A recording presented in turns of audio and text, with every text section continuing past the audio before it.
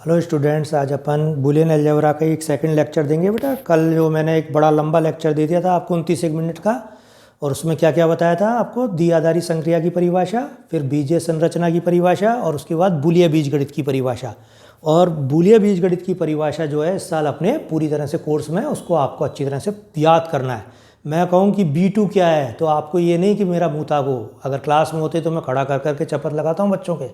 तो B2 का मतलब क्या है, बंटनता का नियम। और बंटनता के कितने दो नियम लिखोगे आप, A dot B plus C बराबर A dot B plus A dot सी।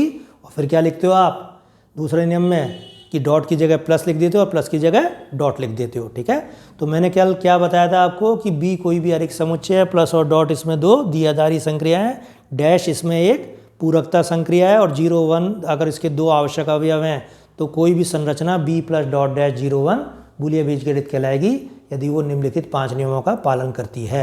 वो पांचों नियम आपको अच्छी तरह से याद हो गए होंगे आज। और आज मैं जो लूँगा इसमें बेटा बूलिय बीजगणित के ऊपर ही। अब बूलिय बीजगणित की परिभाषा तो अपन ने पढ़ ली, अब उस परिभाषा के बाद इसके कुछ और अलग से नियम निकलते हैं।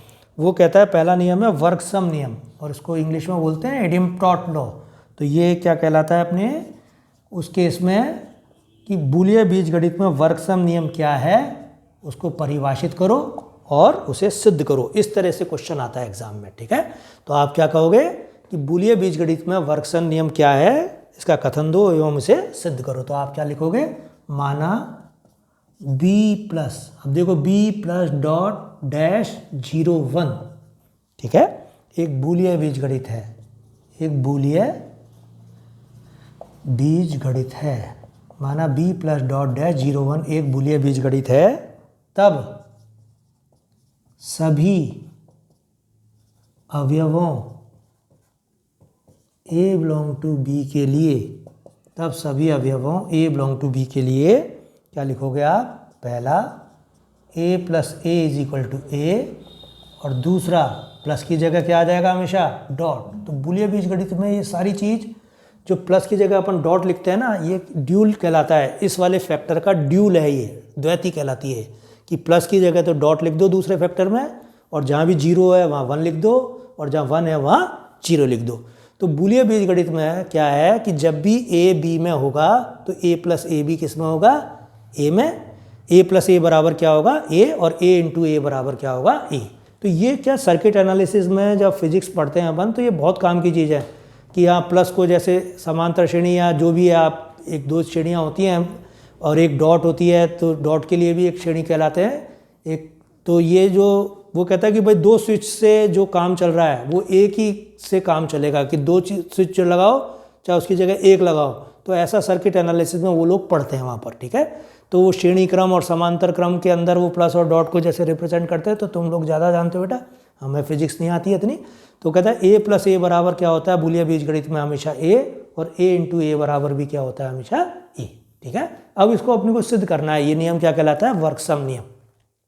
तो क्लियर हो गया आपको कि किस तरह से क्वेश्चन बनेंगे एग्जाम में, कि वर्कसम नियम क्या है बूलिय बीजगणित में, परिबद्धता नियम क्या है, अवशोषण नियम क्या है, फिर वो कहेगा साहचारी नियम क्या है। तो आगे आने वाले टाइम में मैं ये नियम पढ़ाऊंगा तुम्हें, डी मॉर्गन लॉ क्या है।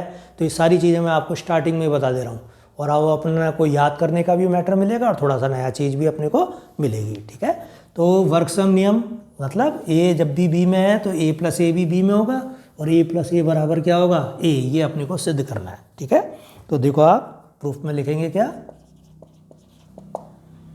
B plus dot dash 0 1, B plus dot dash 0 1 एक बूलिय बीजगणित है। ठीक है, तथा माना A बिलोंग टू B। ठीक है, कोई स्वेच्छ अवयव है, कोई स्वेच्छ अवयव है। तो स्वेच्छ अवयव का मतलब ये होता है कि अगर B के कोई एलिमेंट है A और उस पर कोई गुण लागू हो रहा है तो B के सभी एलिमेंटों पर वो गुण लागू होगा। तो ये स्वेच्छ के अवयव की परिभाषा होती है बेटा, ये थ्योरेटिकल मैथमेटिक्स में बहुत काम की होती है। जैसे मैं कहूँ कि भाई इस क्लास में 100 बच्चे हैं और 100 में से किसी भी बच्चे से कुछ भी चीज़ पूछ लो आप, तो कोई भी बच्चा है A ले लो आप और उससे ये पूछ लो बूलिय बीजगणित की परिभाषा, तो वो बताएगा तो सभी बच्चे बताएंगे, फिर इसका मतलब ये है। ठीक है, और वो नहीं बताएगा, मैं ये कहता हूँ कि साहब ये बच्चा ऐसा है ये नहीं बताएगा तो वो फिर चीज़ गलत हो जाएगी उस केस में। स्विच अवयव की परिभाषा क्या है कि अगर बी के जितने भी अवयव हैं उन सभी अवयवों पर भी वो चीज़ लागू होगी। ठीक है, तो वो कह रहा है बी प्लस डॉट डैश 01 एक बुलियन बीजगणित है और माना ए बिलोंग टू बी कोई स्विच अवयव है। अब प्रूफ ऑफ फर्स्ट अपन लिख रहे हैं ए प्लस ए बराबर ए प्रूफ करना है अपने को। तो कह रहा है ए बी में है, इट इम्प्लाइज क्या होना चाहिए, ए प्लस ए बी किस में होना चाहिए, बी में। क्यों, अब इसको रीज़न लिखो आप कि प्लस बी में एक द्विआधारी संक्रिया है, द्विआधारी संक्रिया है। और द्विआधारी संक्रिया की क्या परिभाषा होती है कि अगर ए बी में है तो उस संक्रिया के अंतर्गत बी का अन्य अवयव बी वापस किस में होना चाहिए, बी में। तो वो कह रहा है ए प्लस ए बी किस में होगा, बी में।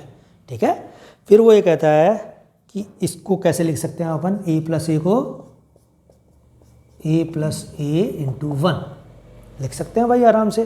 क्यों लिख सकते हैं, क्योंकि बूलियन बीजगणित में जो इसका तीसरा नियम है वो ये कहता है कि हमेशा गुणन संक्रिया के लिए उसमें तस्मक अवयव उपस्थित होता है। तो ब्रैकेट में आप लिखोगे यहाँ B3 से, ये ब्रैकेट भरने बहुत ज़रूरी है इसमें छोटे छोटे से। ठीक है, क्यों कि बूलियन बीजगणित में क्या होता है बेटा कि ए dot 1 is equal to a होता है, इसलिए हमने ए प्लस ए एक अवयव है, ए प्लस ए को 1 से गुणा करके लिख दिया। ठीक है, अब देखो फिर से वो ये कहता है कि ए प्लस ए 1 की जगह वो लिख सकता है ए प्लस ए डैश। ये बूलियन बीजगणित का कौन सा नियम है, क्योंकि बूलियन बीजगणित में चौथा नियम ये कहता है पूरकता का नियम कि 1 की जगह क्या लिख सकते हैं हम, ए प्लस ए डैश। तो वो ये कहता है ब्रैकेट में चाहे तो आप लिख दो B4 से, या आप लिख सकते हो a plus A dash is equal to 1। ठीक है, अब देखो बंटनता का नियम क्या कहता है वहाँ कि पहला पहले से गुणा होके पहला देता है, ए देगा। ठीक है, और ये दोनों अवयव जो हैं आपस में गुणा होंगे ए इंटू ए डैश। ये समझ में नहीं आया तो बेटा बूलियन बीजगणित समझ में नहीं आएगी, ध्यान रखना है, और धीरे धीरे करके आ जाएगा। तो ब्रैकेट में क्या लिखेंगे अपन यहाँ B2 से, ये किससे आई ये चीज़, B2 से। और ये चीज़ क्या लिखेंगे, ए इंटू ए डैश को क्या लिखते हैं बूलियन बीजगणित में, 0। तो ए प्लस 0 इज इक्वल टू ये लिख देंगे अपन ए प्लस 0, और ये ए इंटू ए डैश 0 किससे आया, B4 से। ठीक है, और ए प्लस 0 बराबर क्या आ जाएगा वापस, ए प्लस 0 बराबर क्या आ जाएगा बेटा, ए। तो ये चीज़ किससे आ गई वापस, B3 से।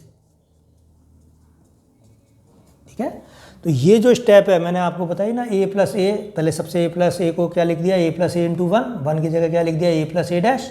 ठीक है, फिर पहला पहले से गुणा होके पहला दे रहा है, और ये दोनों अवयव आपस में गुणा हो रहे हैं। तो ये अगर किसी बच्चे को समझ में नहीं आ रही है तो मैंने बूलियन बीजगणित की जो कल परिभाषा दी थी उसमें बंटनता का नियम क्या बताया था कि ए dot B plus C is equal to क्या होता है, A dot B plus A dot सी।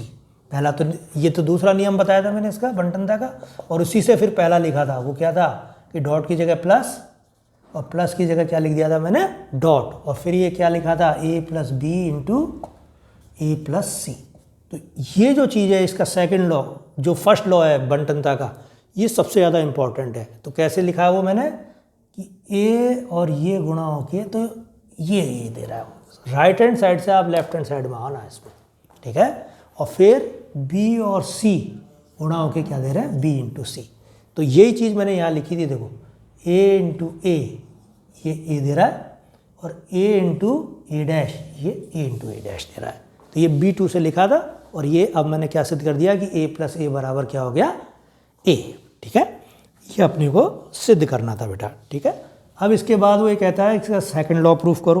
तो सेकंड में देखो अब क्या करेंगे अपन, सेकंड क्या है, ए इंटू ए बराबर ए सिद्ध करना है। तो a belong to b, it implies, अब देखो यहाँ प्लस की जगह डॉट कर दो, क्योंकि सेकंड में जहाँ जहाँ आपने प्लस है वहाँ डॉट कर देना, जहाँ जहाँ डॉट है वहाँ प्लस कर देना, जहाँ जहाँ 1 है वहाँ 0 कर दो। लेकिन वैसे भी अगर आप बुद्धि से करोगे तो भी वो चीज़ आएंगी। ए यहाँ अपन ने पहले स्टेप में प्लस की जगह डॉट कर दिया, फिर ए इंटू ए को क्या लिख सकते हैं अपन, ए इंटू ए प्लस 0। आप चाहो तो यहाँ से लिखते जाओ, प्लस की जगह डॉट, डॉट, डॉट की जगह प्लस, 0 की जगह 1, 1 की जगह 0। ठीक है, फिर 0 की जगह क्या लिख सकते हैं अपन, ए इंटू ए प्लस ए इंटू ए डैश। ठीक है, यहाँ ए प्लस ए डैश लिखा था, यहाँ इंटू अपने ए इंटू ए डैश लिखा, और ए डिस्ट्रीब्यूटिव लॉ से क्या ले लिया, बाहर ले लिया, तो ए प्लस ए डैश, ठीक है। और ये चीज़ क्या बन गई है अपने पास, ए इंटू ए डैश, ए इंटू ए प्लस ए डैश, तो ये ए प्लस ए डैश क्या आ गया 1 और ये आ गया ए। तो ये अपने को सिद्ध करना था इसमें। तो ये सारी चीज़ अपने को फिर से लिखनी है ब्रैकेट में।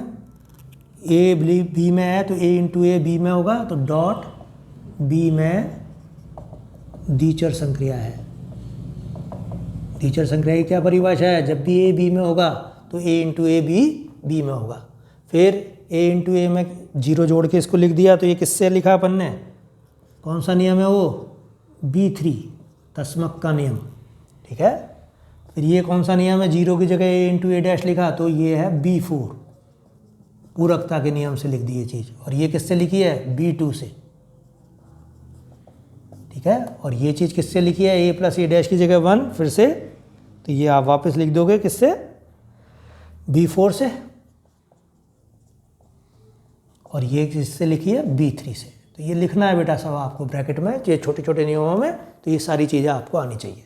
तो ये मैंने दोनों तरह से आपको प्रूफ कर दिया। आप चाहो तो इंडिपेंडेंट चलो, ए बी में है तो ए इंटू ए बी में होगा, इसको ऐसे लिख सकते हैं, फिर इसको ऐसे। और नहीं तो आप पहला प्रूफ कर दिया, पहले में प्लस की जगह डॉट कर दो, 1 की जगह 0 कर दो, डॉट की जगह प्लस कर दो, जहाँ भी वो चीज़ दिखे। तो वर्ग सम नियम मैंने आपको बता दिया क्या है, कि जब भी ए बी में है तो ए प्लस ए हर हालत में क्या होगा, ए ही होगा। ए इंटू ए बी क्या होगा, ए ही होगा। इलेक्ट्रॉनिक्स में इस चीज़ का बहुत महत्व है। वो कहता है 2 बल्ब लगाओगे समांतर क्रम या श्रेणी क्रम में, तो कई जगह ऐसी आती है जहाँ एक से ही काम, वो 2 की जगह एक ही रोशनी आपको उतनी बराबर देगी चीज़ें, ठीक है। तो ये इसके मीनिंग है इसमें। फिर दूसरा नियम है इसमें बेटा परिबद्धता नियम।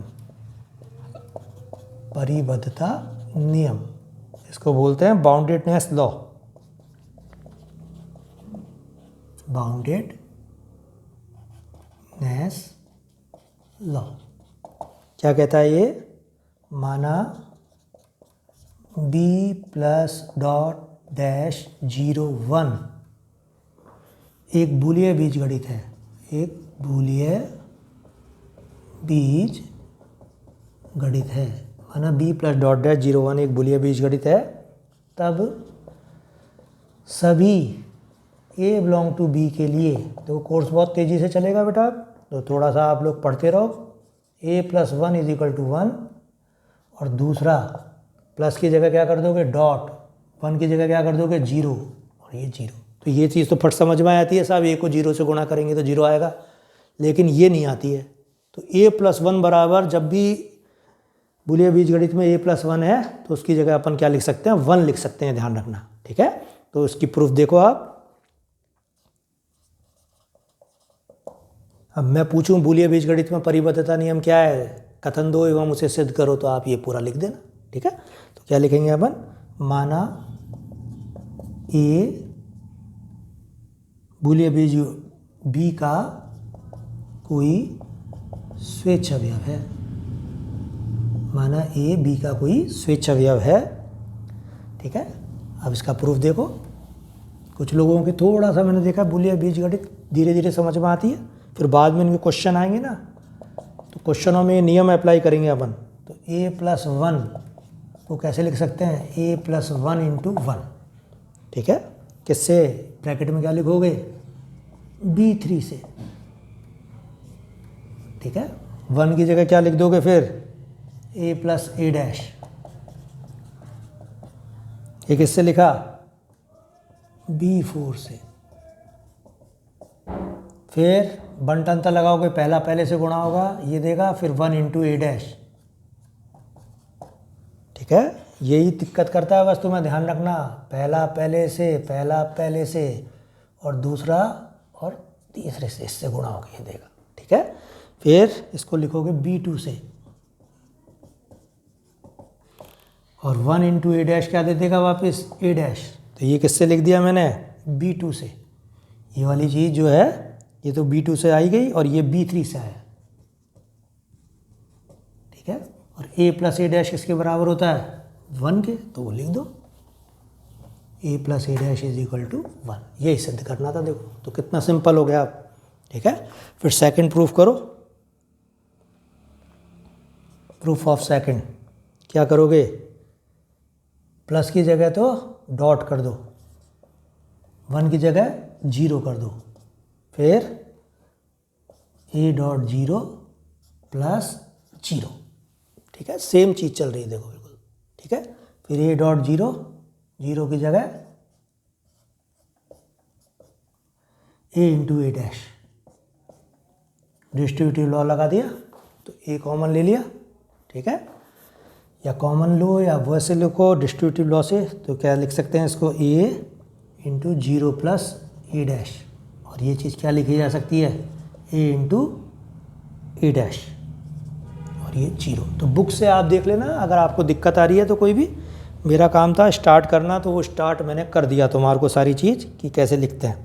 यहाँ लिखोगे आप सारी चीज़ें लिख देना ब्रैकेट में, जो भी चीज़ें लिखनी है अपने को वो सारी चीज़ें आपको आनी चाहिए लिखनी, ठीक है। तो ये एक और मैंने लॉ कराया है, परिबद्धता नियम। तो कौन कौन से नियम हो गए बेटा आज, वर्कसम नियम हो गया, परिबद्धता नियम हो गया। अब मैं तुमसे पूछूं वर्कसम नियम क्या है, तो आप आंख मीच के बोलोगे साहब a प्लस ए बराबर ए इंटू ए बराबर ए, ठीक है।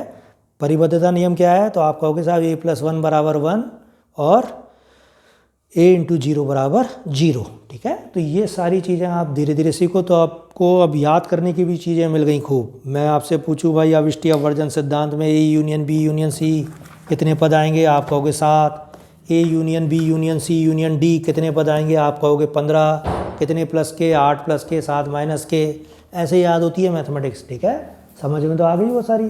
फिर मैं पूछूं बूलिया बीजगणित के कितने नियम है, आप कहोगे 5, पाँचों नियम में तीसरा नियम कौन सा है, तो आपको आना चाहिए साहब तस्मक नियम। मैं कहूँ चौथा नियम कौन सा है, तो आप कहोगे साहब पूरकता नियम। अब क्लास में होते तो मैं थप्पड़ लगा लगा के पूछता, पर यहाँ तो कैसे पूछें बेटा, ठीक है। तो अब जो भी है सिस्टम वो बहुत बढ़िया है, और पढ़ते रहो कोर्स।